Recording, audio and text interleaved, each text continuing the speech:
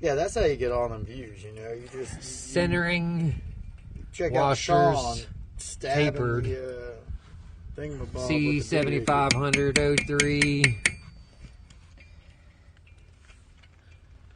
Rear axle repair. It brokey because you can't try to get unstuck if you get stuck because it's brokey. And that's that giant clunk you're hearing. And it looks like an old brake too. Clunk. Clunkety clank. That's gonna be a bitch to get out of there.